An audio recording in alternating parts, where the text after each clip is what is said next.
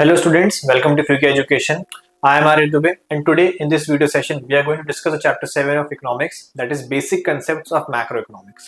हम इस वीडियो में specifically multiple choice based question जो है आज उनको कवर करेंगे। तो शुरू करते हैं सबसे पहले क्वेश्चन से।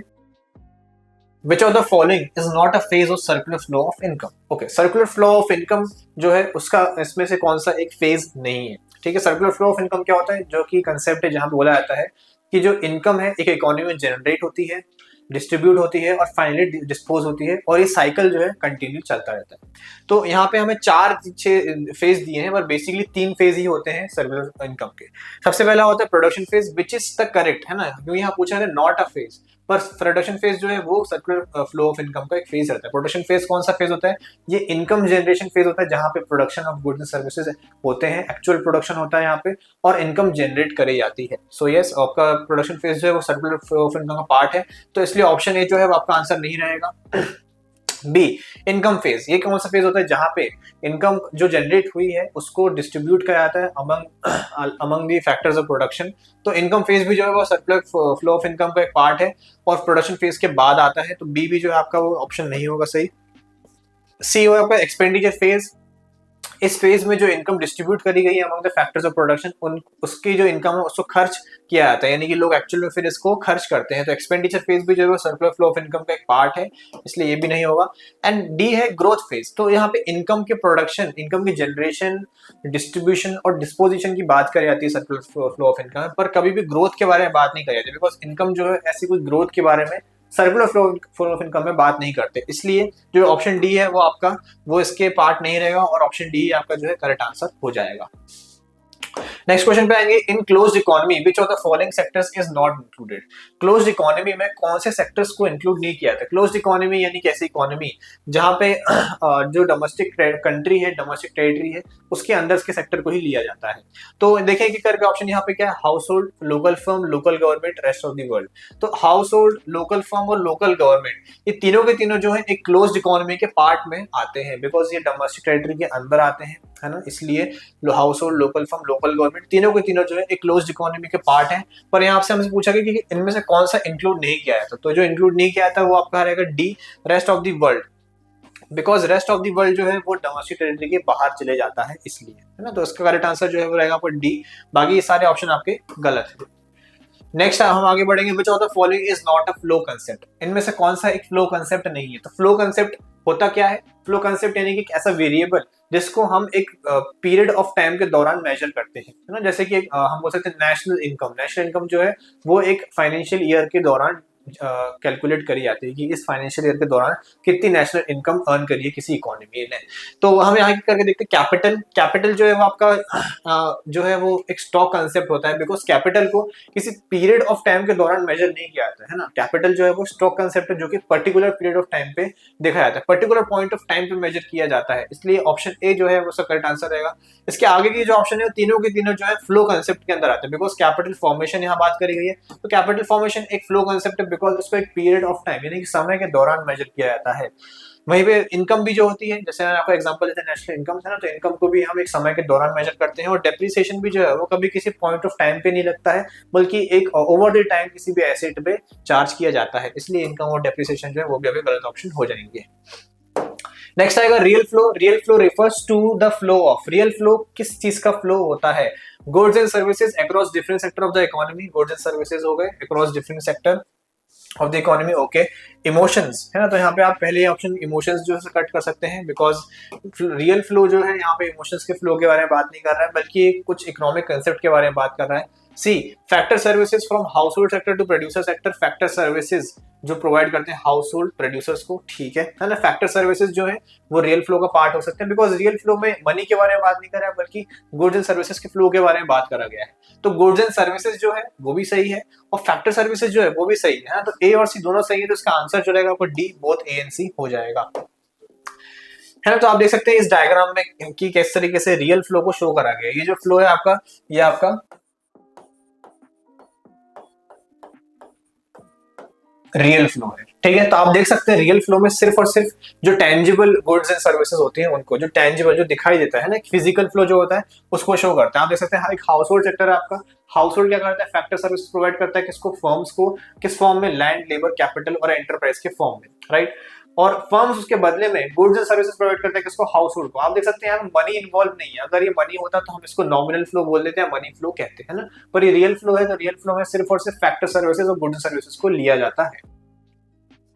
नेक्स्ट क्वेश्चन है which of the following is a stock concept, इनमें से कौन सा एक स्टॉक कंसेप्ट है ना। स्टॉक कंसेप्ट क्या होता है, वो कंसेप्ट जो एक पर्टिकुलर पॉइंट ऑफ टाइम पे मेजर किया जाता है। पहले देखते हैं option A, option A population, which is correct. Population जो है हम कभी भी एक समय के दौरान मेजर नहीं करते बल्कि एक पर्टिकुलर पॉइंट ऑफ टाइम पे मेजर करते हैं, तो पॉपुलेशन जो है आपको करेक्ट आंसर रहेगा।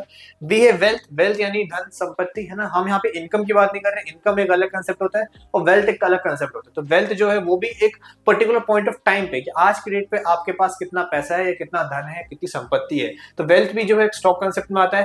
कैपिटल हमने प्रीवियसली डिस्कस करा था, कैपिटल भी जो है वो पर्टिकुलर पॉइंट ऑफ टाइम पे मेजर किया रहा है, तो कैपिटल भी इसका जो है करेक्ट आंसर रहेगा। अब जैसे ए बी सी तीनों है कि तीनों जो है वो एक स्टॉक कंसेप्ट होते हैं, तो इसलिए इसका करेक्ट आंसर जो रहेगा वो रहेगा D, all of the above.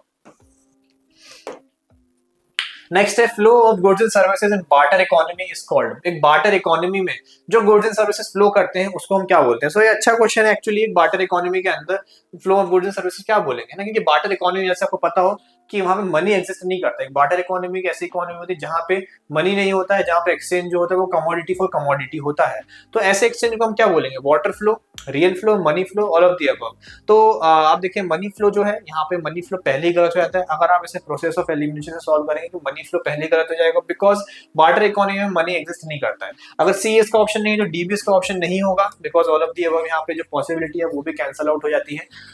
और एक और गलत ऑप्शन है यहाँ पे वाटर फ्लो, वाटर फ्लो भी इसका ऑप्शन नहीं रहेगा, क्योंकि वाटर फ्लो को यहाँ पे कोई मतलब नहीं है इसका, या तो गुड्स का फ्लो होगा या कोई सा फ्लो होगा, लेकिन वाटर फ्लो जैसा कोई टर्म नहीं है आपका इस चैप्टर में। तो बचता जो ऑप्शन है वो आपका रियल फ्लो है। एंड अगर आपको पहले ही देख के समझ में आ गया होगा रियल फ्लो, क्योंकि यहाँ पे जो फ्लो होता है वो फिजिकल गुड्स एंड सर्विसेज का होता है, राइट। जैसे कि मैंने आपको यहाँ पे ये डायग्राम शो किया था, आप देख सकते हैं कि बार्टर इकोनॉमी को ही रिप्रेजेंट करता है ये डायग्राम, जहां पे हाउस होल्ड जो है फैक्टर सर्विसेज कुछ प्रोवाइड कर रही है किसको, फर्म्स को, वो कुछ भी हो सकता है, लैंड, लेबर, कैपिटल, एंटरप्राइज, और फर्म्स उसके बदले में गुड्स एंड सर्विसेज प्रोवाइड कर रही है किसको, हाउस होल्ड को। तो इसलिए ये जो है ये डायग्राम ये बार्टर इकोनॉमी को ही रिप्रेजेंट करता है। तो इसका करेक्ट आंसर जो है वो आपका हो जाएगा B, real flow.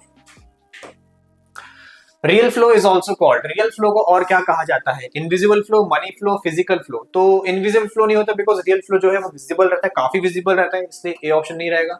Money flow, money flow भी इसका करेक्ट आंसर नहीं रहेगा, बिकॉज मनी फ्लो यानी पैसे के फ्लो के बारे में बात करता है और हमें पता है रियल फ्लो जो है उसमें कोई मनी इन्वॉल्व नहीं होता, इसलिए ऑप्शन बी भी गलत हो जाएगा। जो हमारा सही ऑप्शन यहाँ बचता है वो रहेगा क्या, सी, फिजिकल फ्लो, है ना। तो ये रियल फ्लो का दूसरा नाम है फिजिकल फ्लो।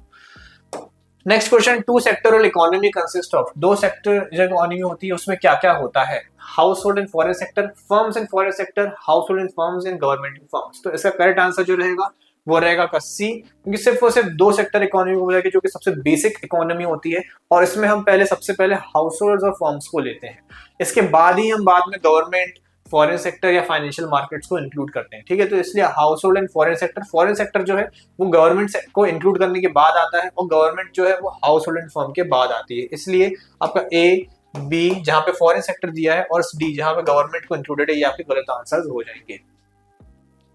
नेक्स्ट है which of the following is a factor income, इनमें से कौन सी एक फैक्टर इनकम है। तो फैक्टर इनकम इसमें करेक्ट ऑप्शन टिक करने से पहले ये जानना जरूरी, फैक्टर इनकम होती क्या है। फैक्टर इनकम एक ऐसी इनकम होती है जहां पे आप कोई प्रोडक्टिव सर्विस रेंडर करके कोई इनकम को अर्न कर रहे हैं, तो हम देखें यहाँ पे रेंट, वेजेस, प्रॉफिट, ये तीनों की तीनों जो इनकम है ये कहीं ना कहीं कुछ प्रोडक्टिव सर्विसेज रेंडर करी गई थी, दी गई थी, प्रोवाइड करी गई थी, और उसके बदले में ही इन इनकम्स को अर्न किया जाता है। इसलिए रेंट, वेज, प्रॉफिट तीनों के तीनों जो है वो आपके यहाँ पे सही होंगे, तीनों के तीनों फैक्टर इनकम होंगे। तो करेक्ट आंसर जो आपका वो D, all of the above हो जाएगा। नेक्स्ट है money flow depicts the way dash circulates in an economy. Money flow क्या डिपिक्ट करता है एक इकोनॉमी में, मनी फ्लो मनी को डिपेंड करता है क्या, goods, services, all of the above. तो गुड्स एंड सर्विसेज जो है आप इसको पहली गलत कर सकते हैं, बिकॉज गुड्स एंड सर्विसेज को कौन डिपेंड करता है, रियल फ्लो। इसलिए आपका जो ए मनी फ्लो है वो मनी जो है वही करेक्ट ऑप्शन है, कि मनी फ्लो जो है इकोनॉमी में मनी की सर्कुलेशन को डिपेक्ट करता है, दर्शाता है।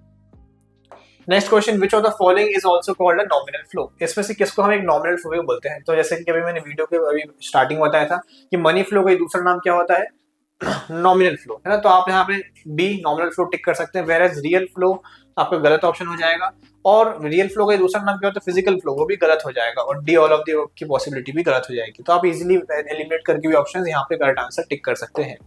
फिर नेक्स्ट है which of the following is a flow, इनमें से कौन सा एक फ्लो कंसेप्ट है? Aggregate supply, national income, investment या ऑल ऑफ दी अबव। तो सप्लाई जो है वो एक स्टॉक कंसेप्ट नहीं होता, एक फ्लो कंसेप्ट होता है जिसको हम एक पीरियड ऑफ टाइम के दौरान मेजर करते हैं। नेशनल इनकम भी जो है वो भी एक पीरियड ऑफ टाइम के दौरान ही मेजर की जाती है, और इन्वेस्टमेंट्स भी जो है वो over the period of time ही करी जाती है। तीनों के तीनों जो है एक फ्लो कंसेप्ट है, और क्वेश्चन ने पूछा इनमें से कौन सा एक फ्लो है, तो इसका करेक्ट आंसर जो है वो रहेगा आपका D all of the above. Next question है saving is an example of, saving किस चीज का एग्जांपल है? तो सेविंग जो है आपका, सेविंग को भी आप एक पर्टिकुलर पीरियड ऑफ टाइम पे मेजर करते हैं, यानी during a period of time ही मेजर करते हैं सेविंग्स को, not during a particular point of time. तो इसलिए आपका यहाँ पे ऑप्शन दिया stock flow both A and B. Both A and B possible ही नहीं है, बोथ ए एंड बी नहीं हो सकता, या तो वो स्टॉक होगा या तो फ्लो होगा, ऐसा जरूरी ऐसा हो ही नहीं सकता कि कोई एक चीज स्टॉक भी हो और फ्लो भी हो। इसलिए इसका करेक्ट आंसर जो है आपका रहेगा बी फ्लो, ये आपका स्टॉक गलत हो जाएगा। नेक्स्ट है flow variables are those which, flow variables को किस तरीके से डिफाइन किया जाता है? पहला, can be measured at a point of time, तो फ्लो को कभी भी पॉइंट ऑफ टाइम पे मेजर नहीं किया जाता है, तो आपका ए ऑप्शन जो है गलत हो जाएगा। B, can be measured over a period of time, yes, तो बी ऑप्शन जो है वो करेक्ट है, क्योंकि इसको हम एक पीरियड ऑफ टाइम के दौरान मेजर कर सकते हैं। सी, कैनॉट बी मेजर्ड, तो कैनॉट बी मेजर्ड हो नहीं सकता, फ्लो को हम मेजर कर सकते हैं, और D none of the above की भी जरूरत नहीं है, बिकॉज हमें हमारा करेक्ट आंसर मिल गया है। नेक्स्ट क्वेश्चन पे आते हैं, capital formation is classified as, capital formation में क्या किसको किस तरीके से हम क्लासिफाई करते हैं? तो कैपिटल फॉर्मेशन क्या होता है? कैपिटल फॉर्मेशन यानी कि कैपिटल फॉर्म हो रहा है, यानी कैपिटल जो बन रहा है over a period of time, यानी कि साल के दौरान हमने कितना कैपिटल अपने बिजनेस में रेज करा, तो हम उसको बोल सकते हैं वो कैपिटल फॉर्मेशन है। आप देखें यहाँ पे कैपिटल फॉर्मेशन की डेफिनेशन कहती है कि over a period of time. आपका ऑप्शन दिया stock flow both A and B and none of the above, तो इसका करेक्ट आंसर जो है वो फ्लो हो जाएगा, because it is measured during a period of time. Okay, so I hope आपको ये सारे क्वेश्चंस जो मैंने डिस्कस करे वो समझ में आए होंगे। अगर आपको इन क्वेश्चंस के रिगार्डिंग कोई भी डाउट होता है तो आप कमेंट सेक्शन में अपना डाउट पूछ सकते हैं। ऑल्सो मैंने इसी सेम फॉर्मेट में बाकी चैप्टर्स को भी कवर किया है इस चैनल पे, तो आप चैनल पे जाके प्लेलिस्ट को चेकआउट कर सकते हैं। ऑल्सो अगर आप इन चैप्टर्स का डिटेल डिस्कशन चाहते हैं तो आज ही फ्यूके एजुकेशन ऐप को डाउनलोड करें, जहाँ पे मैंने इन चैप्टर्स के डिटेल डिस्कशंस दिए हैं। And also don't forget to like share and subscribe. Thank you.